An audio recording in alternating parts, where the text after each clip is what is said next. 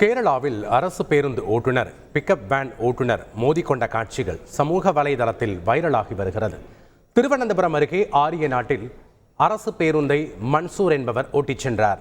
அப்போது பிக்கப் வாகன ஓட்டுநர் நௌஃபல் பேருந்தை முந்திச் செல்ல முயன்றார்.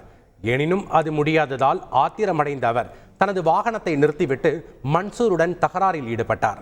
பின்னர் மோதல் ஏற்பட்டது. காயமடைந்த மன்சூர் மருத்துவமனைக்கு அழைத்துச் செல்லப்பட்ட நிலையில் இருவர் மீதும் போலீசார் வழக்கு பதிவு செய்து விசாரித்து வருகின்றனர்.